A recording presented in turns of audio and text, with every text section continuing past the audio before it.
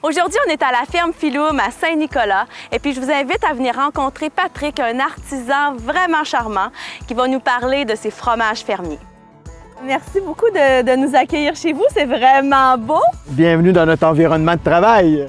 Alors là, Patrick, on est à la ferme Philoum, puis moi je me demande, Philoum, là, ça vient de où? Philoum, c'est du nom latin qui veut dire lignée.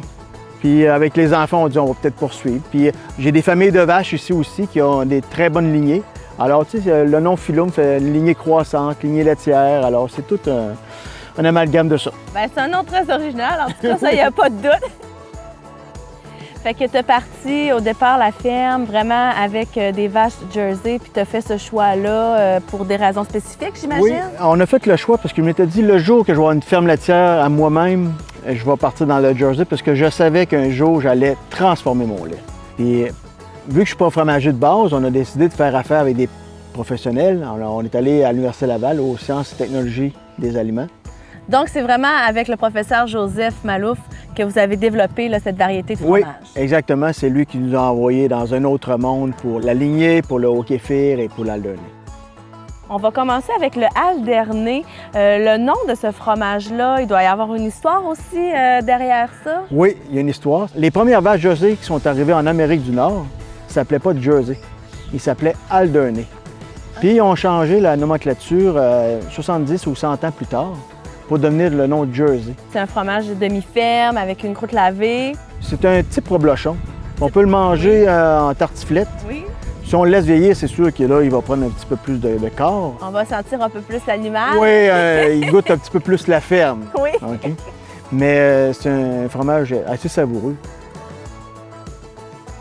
Donc là, ici, on a la lignée. C'est quand même un fromage qui a une apparence particulière, en même temps très jolie. Ça fait quelque chose de différent. C'est des grains de poivre qu'il y a dans ce fromage-là, dans le fond? Oui, c'est ça. C'est un fromage de type Akaoui. OK. Oui. Puis le type Akaoui, habituellement, c'est un fromage simple qu'on met, mais on n'incorpore pas de poivre dedans. OK. Puis le professeur qui l'a fait, en réalité, lui, il dit qu'on pourrait innover. Alors, on a innové en mettant des grains de poivre dedans. Et puis là, on a un autre, on s'en va complètement ailleurs avec le haut-kéfir. Là, on est rendu avec une meule, vraiment. Et puis, ce fromage-là, bon, ben il y a un nom. Déjà, haut-kéfir, ça veut dire quelque chose. On pense tout de suite au haut-kéfir. C'est pas dans le champ. C'est du lait fermenté avec des levures dedans. Okay? Ça donne un produit effervescent, pétillant un petit peu. On est très fiers. Quelque chose de différent, là. Et c'est pour ça qu'on a mis le haut en avant. Ça fait « Oh, kéfir! » Alors, c'est le produit final.